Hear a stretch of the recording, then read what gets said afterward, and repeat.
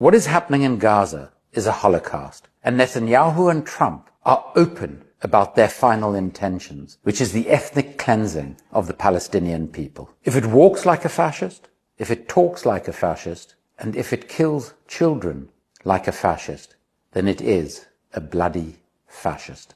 As the son of a Holocaust survivor, I find it difficult to make the Nazi analogy. But over the past 16 or so months, it has been very difficult to watch the genocide in Gaza and not think back to the horrific images of what was done to Jews by the Nazis. It enrages me to see the Holocaust that Israel is committing, justifying it by the Holocaust that was committed against the Jews, including my mother's family. Israel and the West have normalized the killing of children.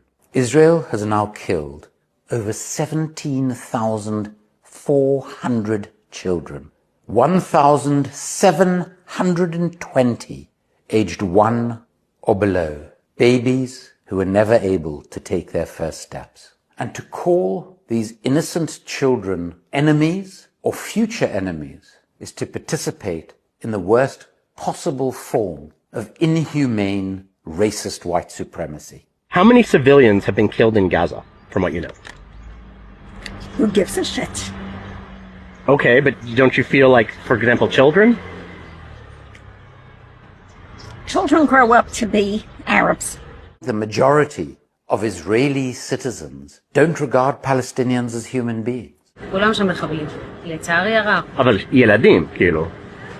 לא, אני אומרת בכנות, לא מעניין אותי. This is the sort of inhumanity that enabled the Holocaust against the Jews and 6 million others to take place.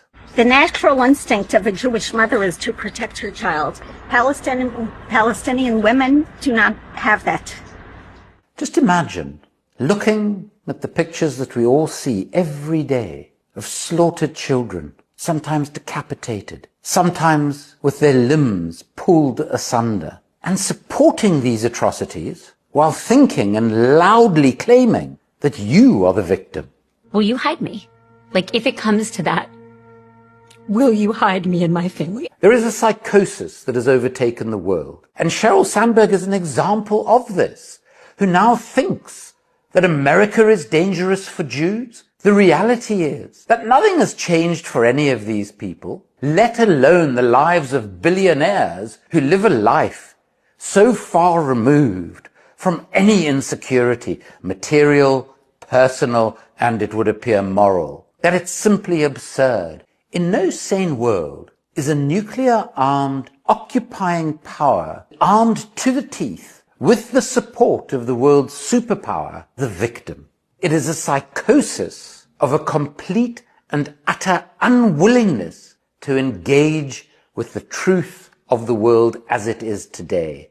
And it is only by living in this post-truth world that people can continue to justify their support for the genocide that continues in Palestine day after day after day.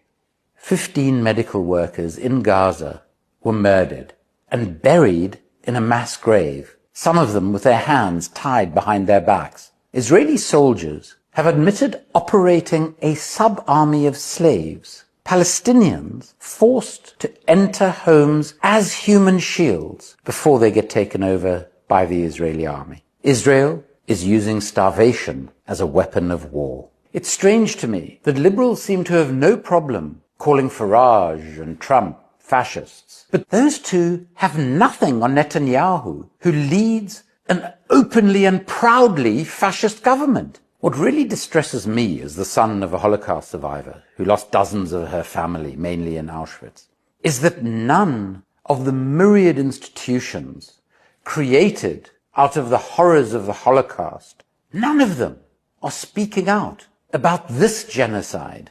We see it most palpably in places like Germany and Austria, where German police are beating up Jews who are critical of Israel, where they think any criticism of Israel, even while it is committing a genocide, is unacceptable. German immigration authorities have ordered the deportation of 4 foreigners for their involvement in pro-Palestinian protests.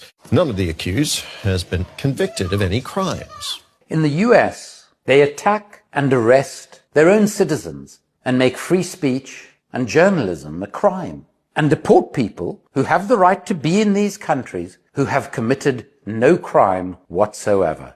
In the UK, the Metropolitan Police forced an 87-year-old Holocaust survivor to attend a formal interview at a police station for having the temerity to lay flowers in honor of those who have died in Gaza. The West has a choice: stop supporting genocide or mutate their own democracies and destroy international law forever. The West has chosen the latter. I gave them Golan Heights. I gave them the Abraham Accords. I recognized the capital of Israel and opened the embassy in Jerusalem. And most importantly of all, I terminated the Iran nuclear deal.